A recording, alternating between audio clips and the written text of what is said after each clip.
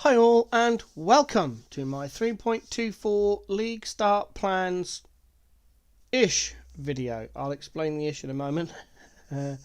On screen at the moment is a character build that I have been testing for the last 4-5 days, somewhere around there. I have extensively tested it. I have tested this only in solo self-found standard. That way I don't accidentally click on the Affliction League or be tempted to take any of the Ascendancies or get any of the drops, etc. It's no league mechanics. Now I realise that the 3.24 Necropolis league mechanic will drastically change how we potentially play our characters and therefore may affect the DPS, etc. of the build. I can't do anything about that. 3.24 is not live right now, but I have tested this build extensively.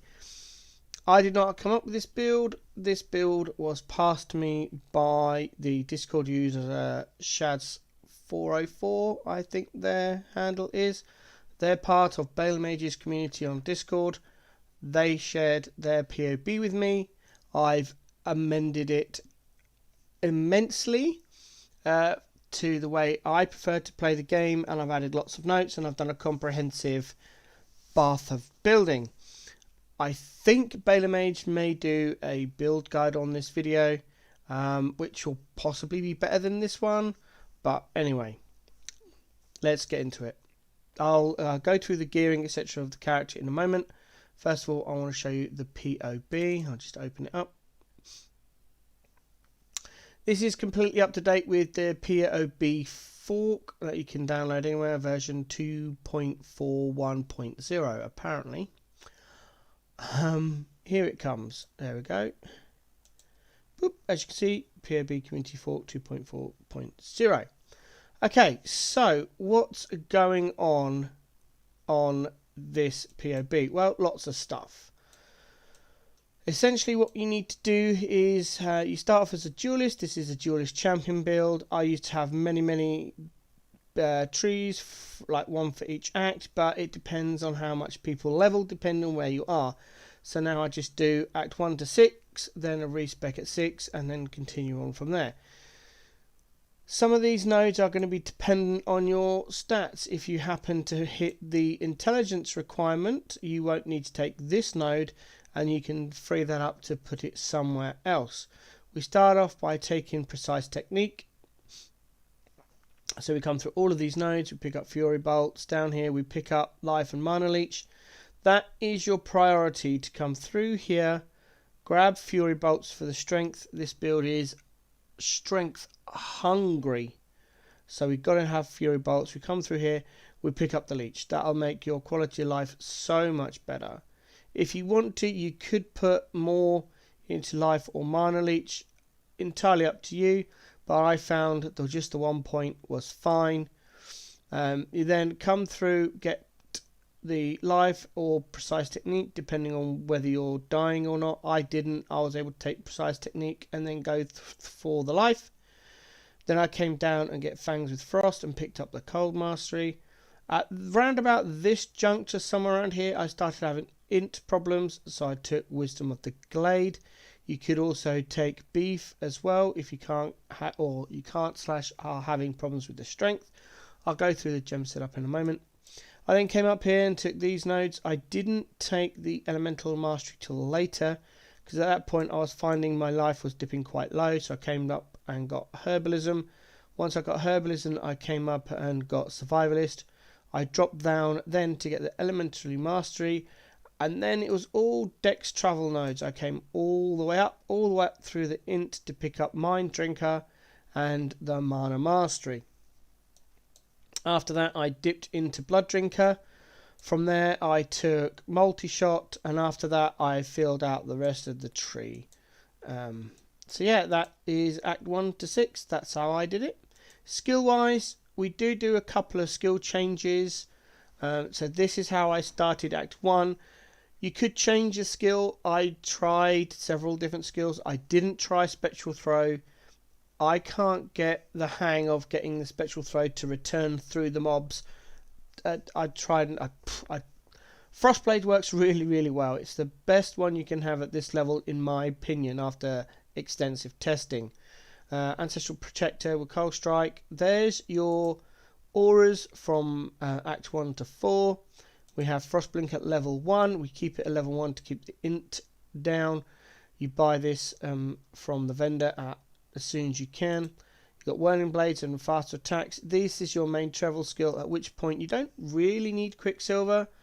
I understand Quicksilver can make you go faster, but you're spamming Whirling Blades, so you don't really need it. I'm in 3 of the 12 runs I did, the last 3, I actually dumped the Quicksilver into a 3-link pair of boots I brought from Tarkley in Act 1 and immediately guaranteed having 10% movement speed because I was lucky enough to find an Orb of Augmentation. If you didn't know, you sell a Quicksilver, regardless, it's got the Quicksilver must be a Quicksilver and it's got to be identified. After that, it doesn't matter. And then you sell the Quicksilver flask with your pair of boots and an Orb of Augmentation. It guarantees the boots to have 10% movement speed. It removes any other affixes on the boots. You still keep your links and your sockets, but it removes everything and just makes it a flat 10% movement speed, which doesn't sound a lot. However, the reason I put it on a 3-link pair of boots on desirable socket colours, or at least a base that I know I'm going to use later or throughout the acts, is any time you find another Quicksilver, like in Act 2, when you complete the den, you can repeat the process for a further 5% increase. So you can go up to 15%, 20%, 25%, and it stops at 25%. But if you're lucky enough, you can have, in one of the runs I did, I actually had 20% movement speed boots as I hit the den. As I completed the den right near the end of Act 2, I already had 15% movement speeds by that point, and I was ready to go. I think level 24 is when you need to have 20% movement speed. Bam, 20% movement speed. The reason I prefer that way, rather than using the Quicksilver, is because, unless you're some sort of racer, if you're not timing your flask charges correctly, you're going to be running out of that Quicksilver flask, and you'll be down to normal movement speed. However, and you can't use a Quicksilver in town. The increase on the movement speed boots is permanent forever and always, regardless of whether you're in your hideout, in the town, or running around leveling up. It doesn't matter, it's a flat 10% increase permanently. You don't have to worry about flask charges, etc. It also means if you're like me and you're not that good at the game and you take a lot of damage, you can have an extra life flask. Just, So that's that. And then in our offhand, we have Molten Strike, Grace, and Life Tap. We do need a leveled Life Tap for later on. Item-wise, this is just base items. So I've not done anything to them, and they're not crafted anyway because it is purely dependent on what you find. We do dual wield with swords to start off with for frost blades. They do a little bit more DPS and are a little bit more favourable to the colours we need. We do need a blue, so the easiest thing to do, and we need 2 green linked. It doesn't matter where these colours are, but if you get an evasion and shield base, you are more likely to get green and blue sockets. We need 1 blue for Frostblink and then 2 green linked for Whirling Blades faster attack. You get the body armor. I know a lot of people are like, oh, you lose movement speed, but it's only 3%, so again, unless you're a racer. Basic gloves, whatever, just get whatever you find, whatever you needed, as long as you're meeting your socket colours. We use a lot of red and green, so armor evasion bases are preferred. There's the boots, and I could put on there vendor Quicksilver Rescue Orb of Augmentation plus boots to get 10% MS. Repeat to increase by plus 5% each time. We need some intellect, so we just pick up a lapis amulet. That can either, you can hope for one to drop as long as your filter shows them, or you can buy one from the vendor for an orb of transmute, I believe. Placeholder resist rings, depending on which act you are in. Cold for Act 1, lightning and or fire, whether you get a dual resist or 1 topaz, 1 ruby, that'll help you out. Act 3, it's all fire. And then Act 4, you should start be looking for amethyst rings in preparation for Act 5 Katava kill, when you dip down minus 30 chaos resist. Act 6 does have some chaos damage in it, so if you can get that resist up, that is very helpful. But again, it depends on what you can find in the vendor and what currency you have to craft them. Excuse me, I'm just getting over an illness. And then finally, we after a heavy belt to satisfy our strength requirements for this build. And then flasks, it's up to you whether you take the quicksilver flask or you pump it into your boots. And then it's just life and mana flasks. Then when we get to Act 6, we do have a little bit of a respec. Boom, there it is. It's mainly we drop 1, 2, 3, 4, 5 nodes, and then we come through here to pick up the life because we are no longer using precise technique. In our skill setup for Act 1 to 4, we are using precision. So we disable precision, but we keep it leveling to about level 10 for future use. So we get to Act 4 as well. In the skills, we do have a gem swap, at which point we switch over to claws, and then we're looking for 4 links, and we are able to get multi-strike and returning projectiles. This opens up at level 38 once you have opened the belly of the beast. So you need to open the belly of the beast, and then you need to be level 38. So don't do the switch until you meet those 2 requirements. I overlevel a lot in the first half to Act 5, and then I just kind of go through Act 6, and then Act 7, 8 and 9 I kind of just whirling blade / leap through, and I only kill the bosses. Towards the end of Act 8 I'm a little bit under leveled, but it's fine. Then you go into Act 9 and you're leveling up crazily through blood aqueducts, etc. We have our totem with multiple totems, and we get our auras. These 4 auras can all be active at the same time, as long as you make sure precision is only level 10. And then you use a 2 heralds and defiance banner. You might find you need to turn off defiance banner depending on how much mana you've got. And then there's our new movement setup with Frostblink and our 2 offhand leveling gems. The reason we're leveling Grace is because you get it as a quest reward, and we do use Grace in the end game, so might as well stick that in your offhand. So we then get to Act 6, where we switch into our long-term skills. We match the tree here. Let's see, you're going to need 1, 2, 3, 4 respec points, which you can easily get through just normal questing. Nothing else really changes. It's just that little adjustment there because we're no longer using precise technique. After that, skill-wise and items into Act 4. There we go. We switch over to a double claw because you get the life and mana per hit, which means hopefully at this point you can start using all of the 4 auras as mentioned.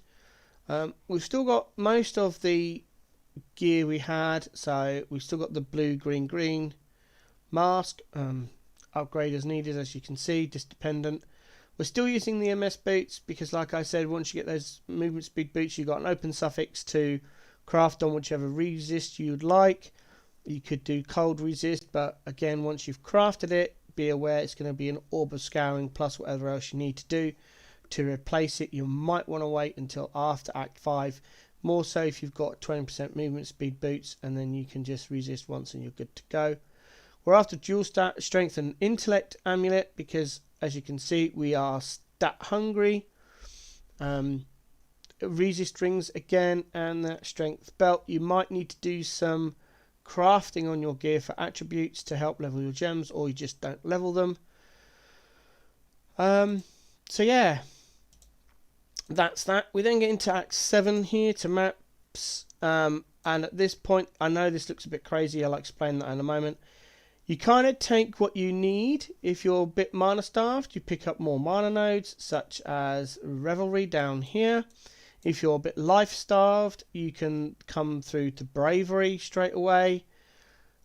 It really is dependent on what you need when you get it. I would suggest getting the life and mana nodes ASAP just to make quality of life better, and then starting to go into DPS. But if you're finding your DPS is lacking because you've got bad claw rolls for whatever reason, then obviously just do that. And then right near the end, during Act 10, we want to pick up these 3 nodes here to make our map respec. Oh, what happened there? To make our map respec a lot easier.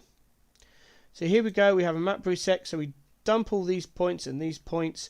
You have 22 respec points if you complete all of the secondary quests, or if you're on Trade League, you just need to buy some regrets, because we need to get rid of 1, 2, 3, 4, 5, 6, 7, 8, 9 points.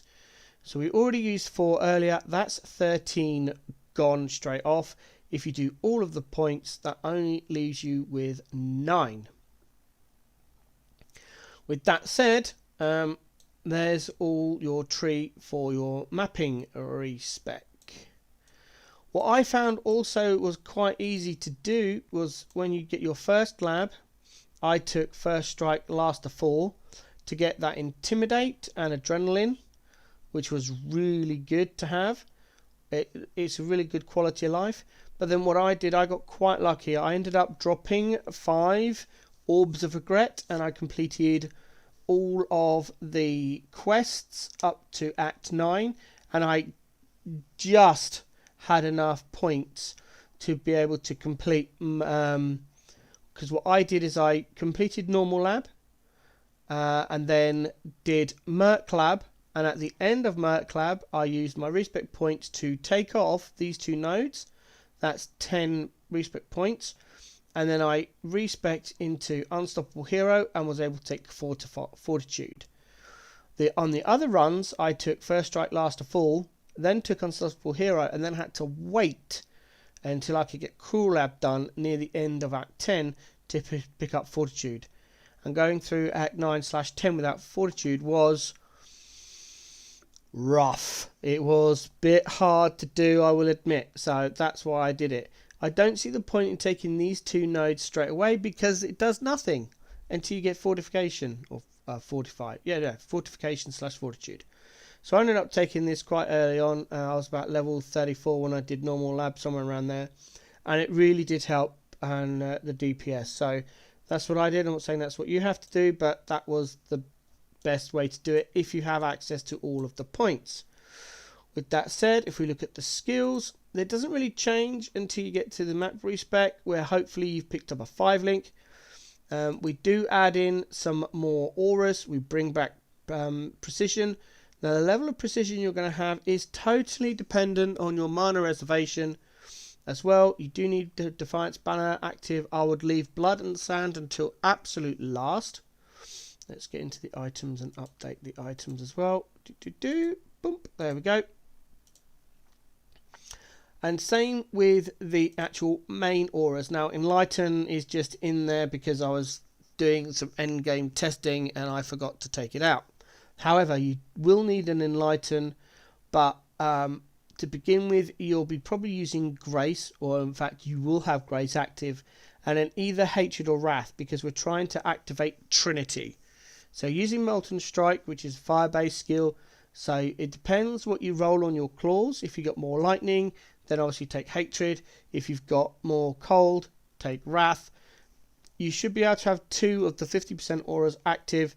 You should then be able to slide in Precision. They're the 3 most important because you do need that accuracy up to 100%. Otherwise you're going to start missing and you'll tank your DPS.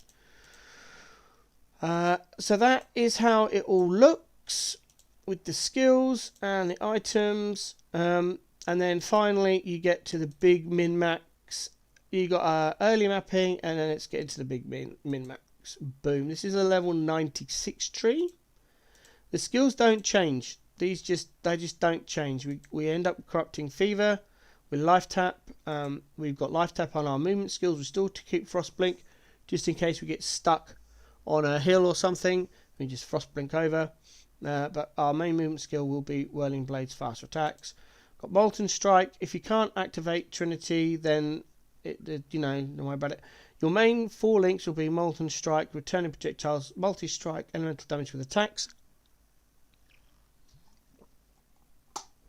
Excuse me, just getting a dry throat doing this. After that, we want to be trying to get Trinity. If you really can't make Trinity work, don't sweat it. Just pop in Nightblade. It's fine.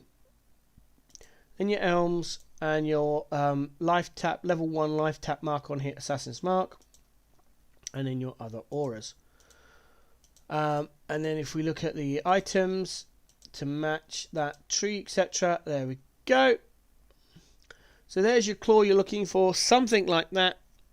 There's a shield we're looking for as well. This will help us get ailment immunity. We do use a heat shiver. Now, based on Affliction League, they were hovering around 10 chaos for most of the league, so it should be easy to pick up as soon as you get to maps.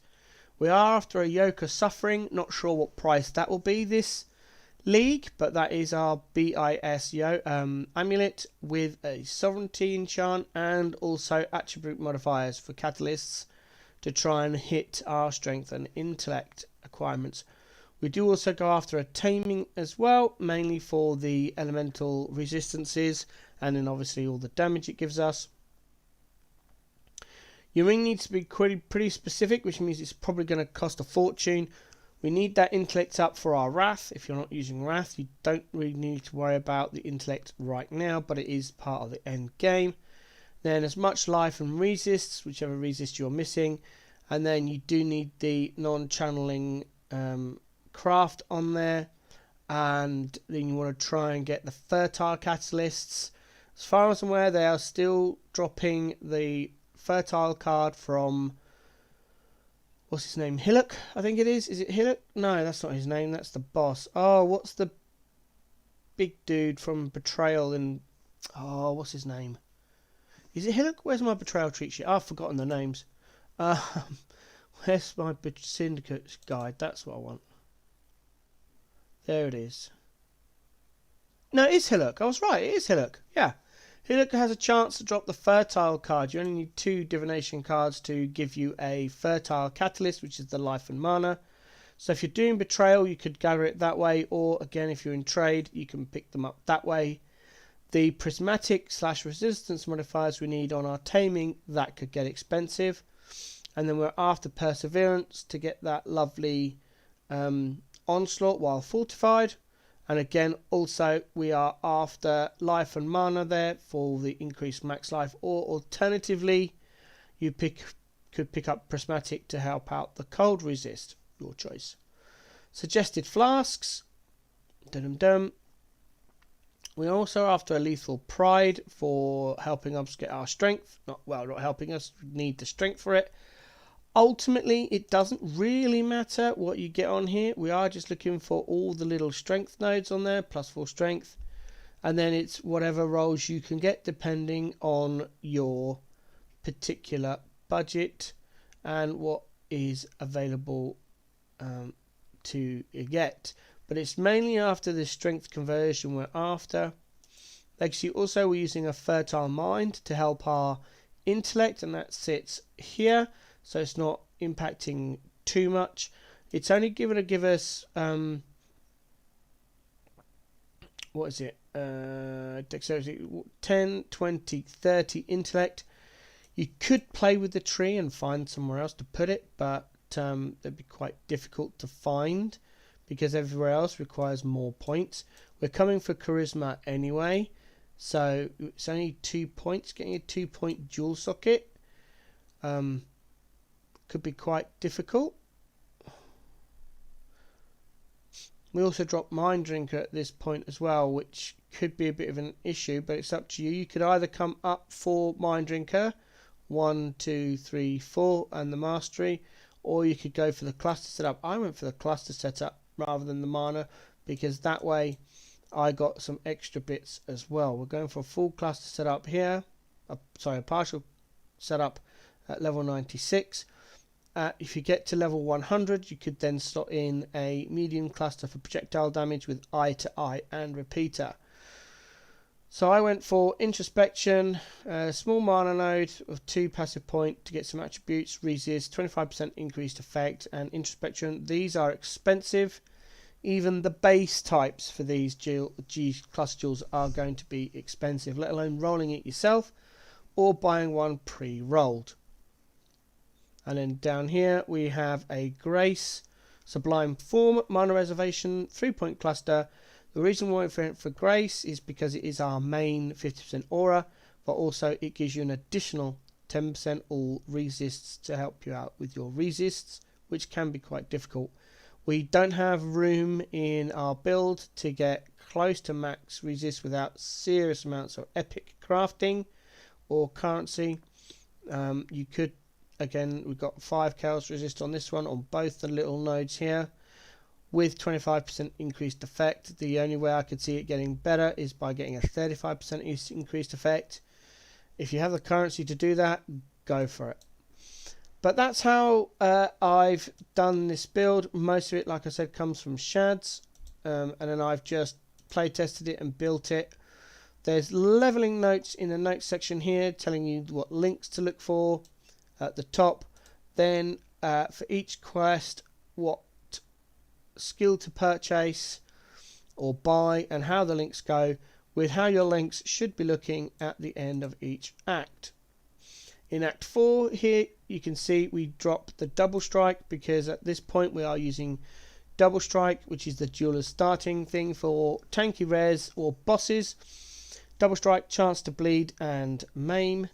And at this point in Act 3 the damage of our frost blades is actually outdoes the damage of double strike, so you could sell that just for some wisdom scroll scraps, or alternatively you can use the green double strike gem plus an iron ring to get yourself a topaz ring, or one of the red ones to get your fire resist rings. That's a cheap crafting option, so you're not waiting on drops or buying from the vendor.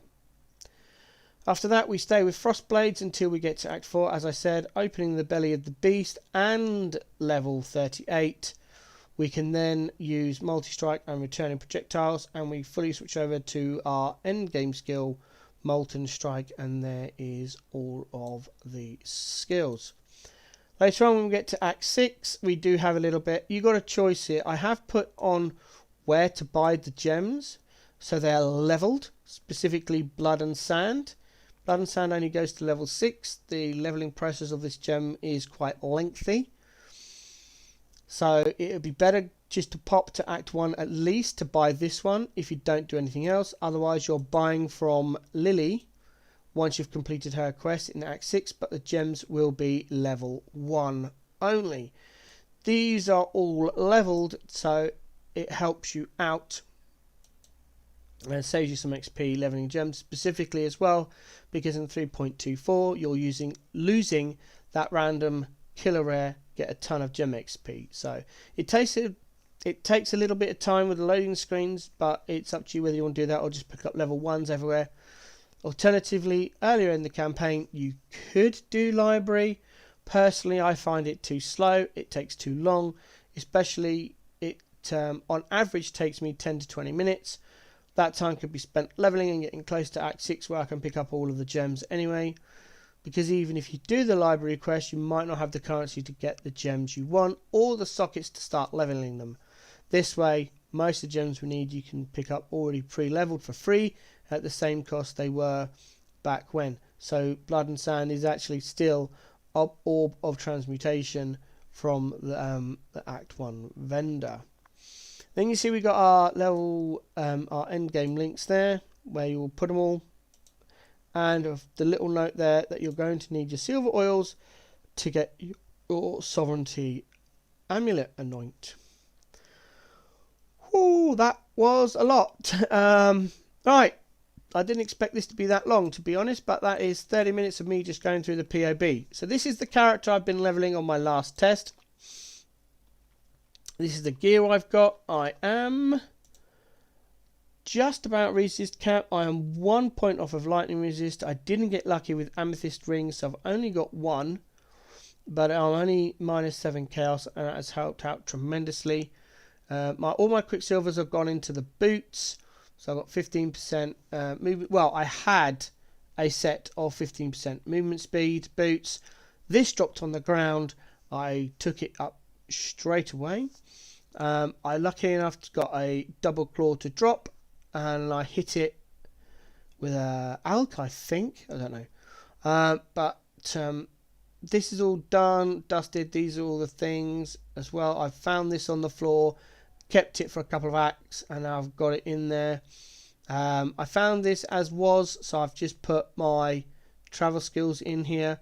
As I said, it doesn't really matter what goes where as long as you can get all the skills. I'm actually running on a 4-link Molten Strike at the moment with Inspiration to help out with mana. I have currently got Hatred and Grace. I don't have enough mana to run Defiance Banner yet, so that's where I'm at. As for my tree, this is how I am right now. I've had to take a strength node because I wasn't lucky enough to get the strength I needed, so I just took beef. But intellect is fine, so instead of taking wisdom of the glade, we took beef. Up through here, all the way through here, we've got all these nodes. Up here, we're still running Mind Drinker at the moment because it just works. We are level 63 in the middle of Act 9. Let's do some gameplay. So I'm actually going to go up here and get the Basilisk Acid. So we're going to go in here.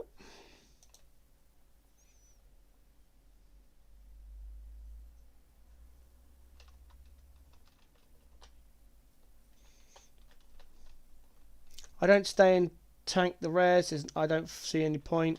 I'm not activating Crimson Fever. Sorry, Corrupted Fever either. I don't need the damage. As you can see, we are ripping through this content quite easily. I'm hoping to leave that rare behind. I don't particularly want to take the time to kill it. Some rares I will. I hit it a rare a couple of times and see what happens.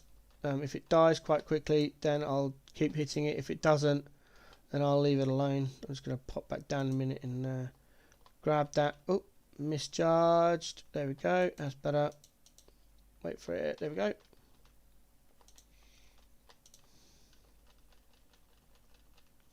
I'm level 63. This is a level 62 area, so I'm only one level above. Activate my flasks. Probably should have taken this one on because it's got endurance charges when hit. I've pretty much dropped my... Oh, what is that? That's a red dot. That's going back and pick me up. Oh, Chaos Orb. Nice. It's like the 4th or 5th one I've had. There's the Basilisk. Over. Drop the totems. Activate the flasks. Activate Corrupting Fever. Heal straight away. Get the flask up and running.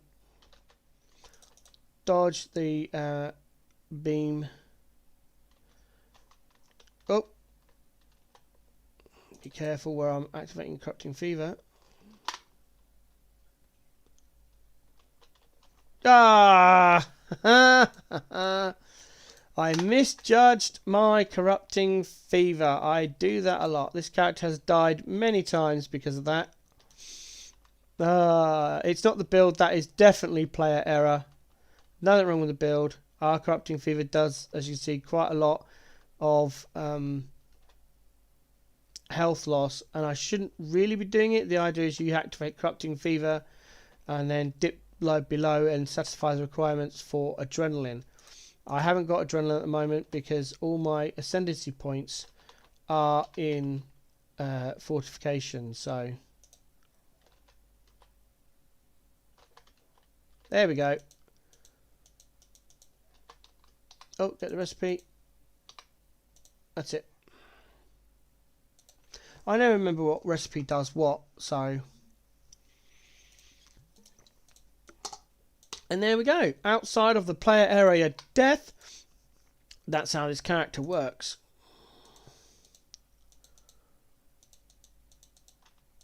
As you can see, I've had this 5-link for absolutely ages. I've burned all of my fusings and jewelers on it. I've got 2 more. No. It'll be nice, really nice upgrade to this one. I'll be able to change my gear around, but it's just not linking. I've put about 30 odd fusings in it all told. So anyway, that is it now.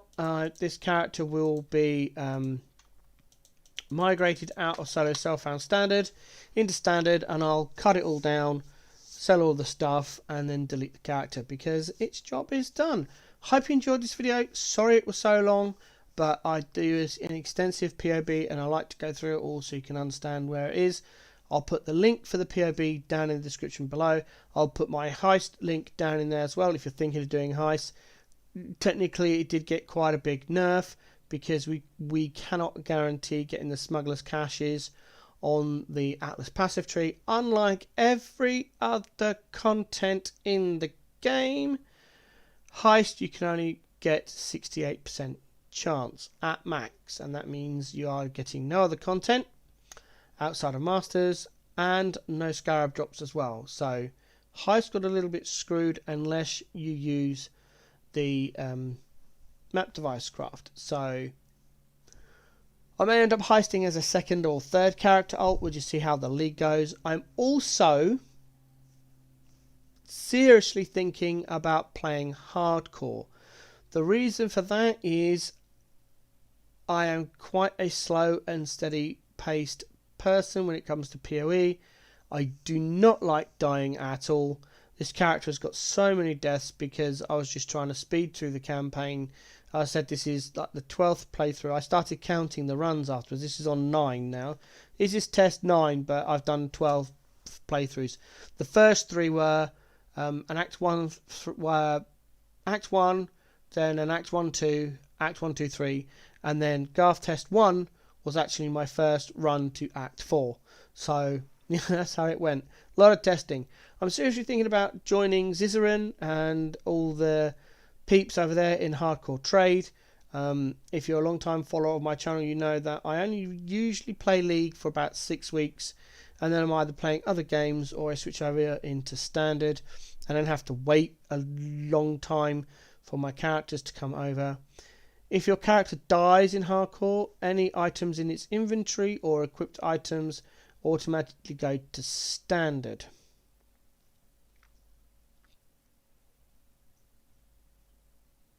So I'm not sure if I'll do that. I might end up playing softcore trade, I might do hardcore trade, or I might join one of the many group fan leagues that I know about. So I really don't know. If I play softcore trade, this is a build I'm playing for. If I go hardcore trade, I'll probably use one of the suggested builds that Zizaran will undoubtedly put out on his YouTube channel in the next few days. If I play one of the group finds, I'll hit up the people in there and see what people try and get a feel for what everyone's playing, so the gear isn't too scarce.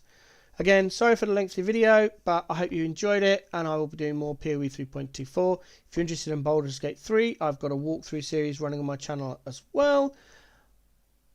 I'm done. I'm tired. I'm going to go for a nap. It's 26th of March. It is currently 14:17, so in about 7 hours, Zizaran will be having his live chat to Neon, director of PoE 1. So I'm going to go and have a nap, ready to watch that. And I will be doing a video of the merge from 3.23 to standard. So that should be up on the channel in the next day or so, depending on how long the merge takes and how long it takes me to get access. Have a good one. Enjoy your league start. Catch you next time.